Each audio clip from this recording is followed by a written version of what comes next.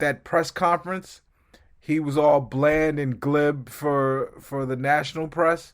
But then when he went on when the press conference was over, he looked at his friends and his fans and smiled and said, "See what we got to do."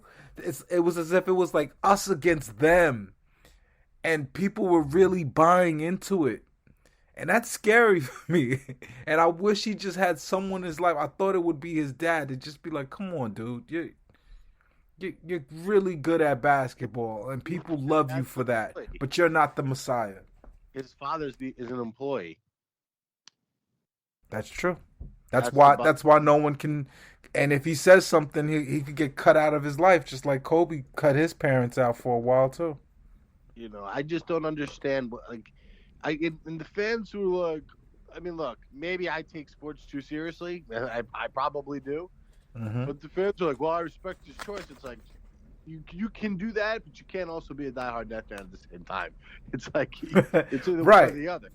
Right. Is us wanting him to take the vaccine selfish? On one half, yes, but on the other half, you wanna like my son made it really just clear to me. He was like, "Kyrie's not vaxxed, Dad," and I'm like, "No." He's like, "Is there something wrong with the vax, Dad?" Yeah, I was like, "Well, you've seen I've been vaxxed for a long, long time, and I'm fine." He said, "So why won't he take it?" And I just have to tell him that just Kyrie's a different type of thinker. He doesn't believe in science or mainstream science, and it's a weird conversation to have with a kid to try to explain all of this, you know, anti agreed upon thing, and now he has to worry. Oh, my parents both have this poisonous vaccine in their bloodstream. It's just weird. It's weird. It's an unnecessary mistake, and and will we get through it, Sam? I mean, I don't. As you can tell, I'm kind of lost. I'm at a loss for words a little bit. What I find irritating about the way that the Nets or I should say not the Nets fans have handled this is, you know, I've seen two championships in my life, and they were both the Giants in like oh 07, 11. and Mm. and like part of what made those teams really special is that they went into games and they acted like they've been there before, but they didn't act like they had already won. They actually played against teams who acted like they had already won and then shoved it up their face. And when I go on Twitter and see what Nets fans are saying, and even people in like the mainstream media and stuff, like it's a lot of talking as if like they're back to back champs, or like because of the injuries last year, like the title was a wrap, which like all that shit is fine. I don't care. Like I was at those Milwaukee games where there was one KD playing, like, and no one else, and they still almost won anyway. Like I get it. They're a very impressive team, but like until they're the last one standing with the clock being zero in June or July, whenever the finals are, like I don't take any of this as a win. So I feel like the arrogance I'm constantly hearing from Nets fans about like, all right, well, even if he plays half the games, honestly, it works to our benefit, or like even if he doesn't play, we're still the best team in the league. Like any of But that shit but may or may not Sam, be true. I don't know, but I just don't Sam understand. though, let me ask you a question. Let me focus you a little bit. If so, you don't believe that we are the best team in the NBA, even without Kyrie. Is I think with I think without him, like depending on how they work out the roster, I think it's possible, but I probably would say no. I'd probably feel more comfortable like with a Bucks, or even, I mean, we'll see what this Laker team will look like. But I mean, look, we can't, the Nets fans can't have it both ways. We can't say that Kyrie is like a top 12 or 13 player and get upset when he's ranked low on boards, but then say, oh, it doesn't matter if he's not there. Like something's got to give at a certain point. Like, Yeah, the net fan base is it's a strange fan base.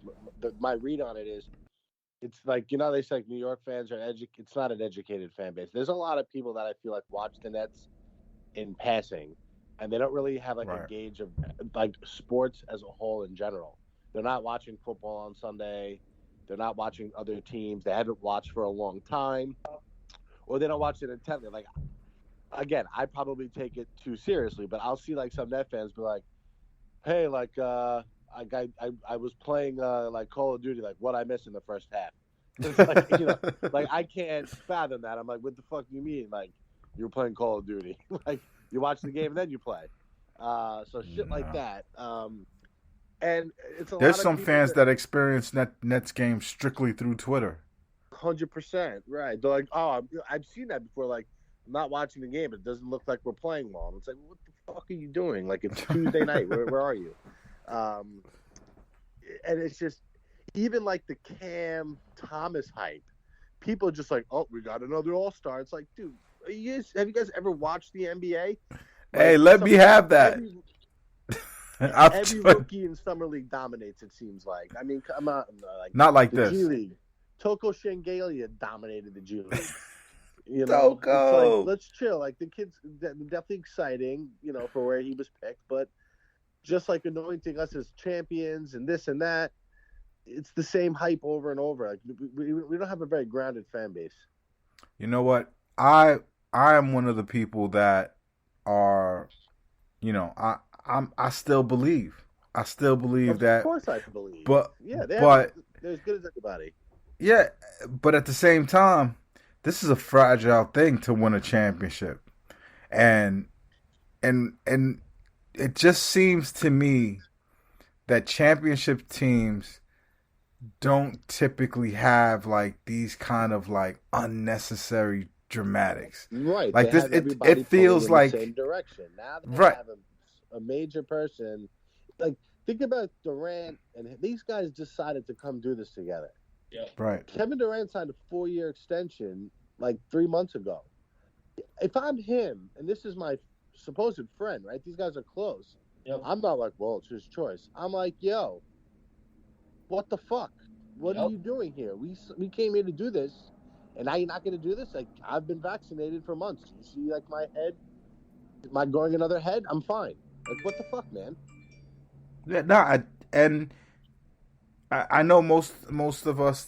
I don't see it like it's not like a thing where it's like animosity or where they're not talking to each other, where they won't hang out together anymore. That's not what's happening.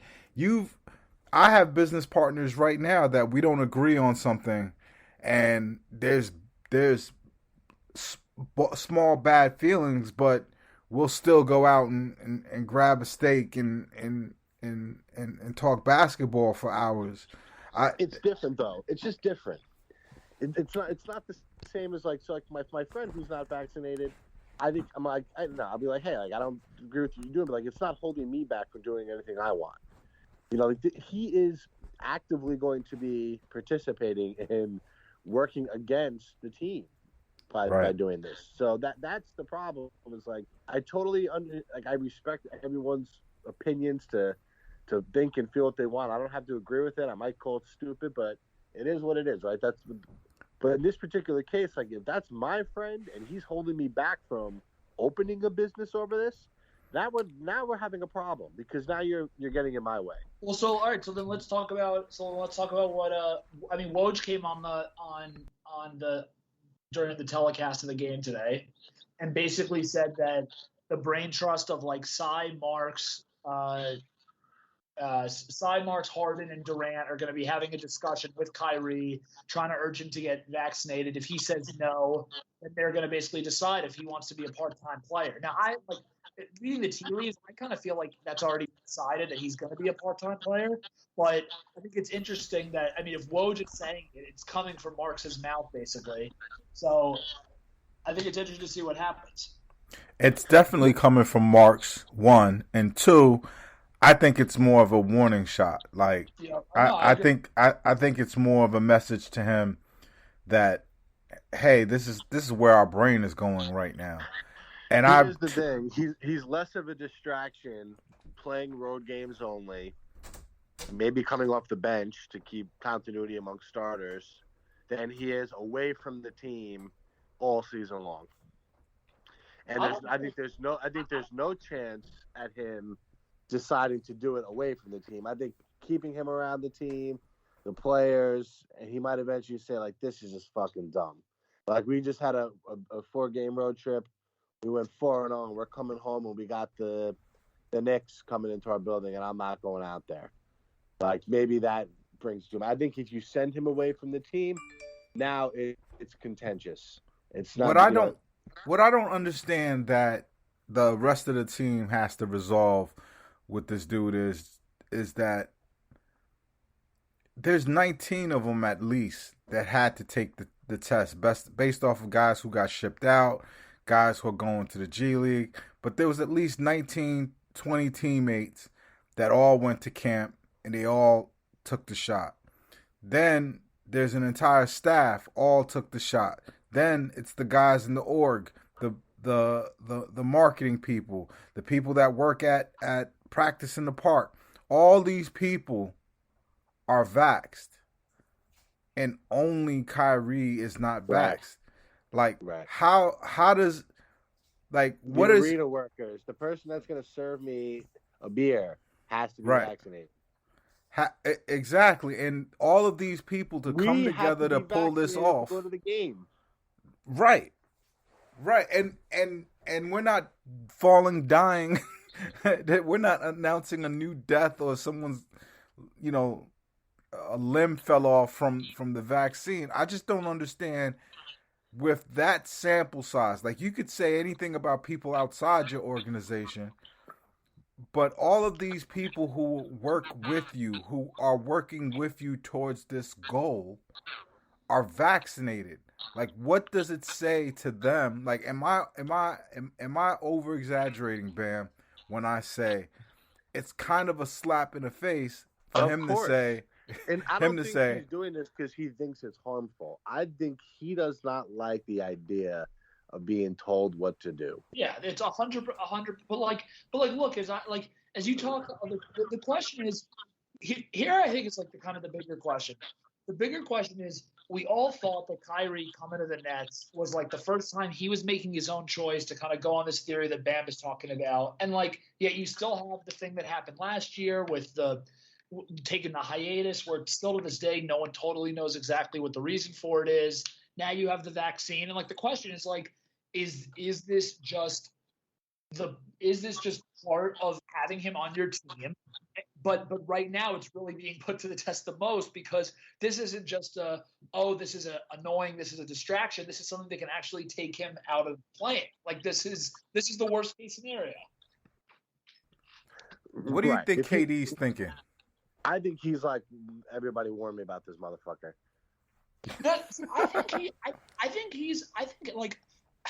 I think he's all right with it, though. I think he accepts. I do think that some of the fans. So. Here's the deal. I think it's beyond obvious from everything that Josiah has done in the community in New York City, globally, etc. I mean, he's been shot with a booster 4 times. He got 2 shots in China. I was listening to Matt Brooks' new podcast, which is great. And he's gotten 2 shots in China when it first started, and then he got Moderna here as well. He's helped get out supplies in the city. It's clear that he is definitely unhappy. All the rumors were that he was the most unhappy about the hiatus that happened. Imagine paying all the luxury tax Josiah is paying, and one dude just is like, yo, I'm not playing. Exactly. That's what I think Harden, I have a feeling Harden's quotes have been a little bit, at times been a little bit harsher in my opinion, because I think Harden's probably fuck, my legacy is I'm alive. I really need to. He literally said, I came here to play with Kyrie. Yeah, because Harden knows that my career's going in a couple different directions right now. I'm going to either be seen as one of the 3 or 4 best shooting guards ever in honestly in a similar stratosphere at a certain point, because of all the close MVP finishes he has with the Dwayne Wades and the Kobe's, or he's going to be in the circle with Barkley and Malone of all the great guys that never actually won a title. He needs this. Bam. What's your think? What are you thinking? Or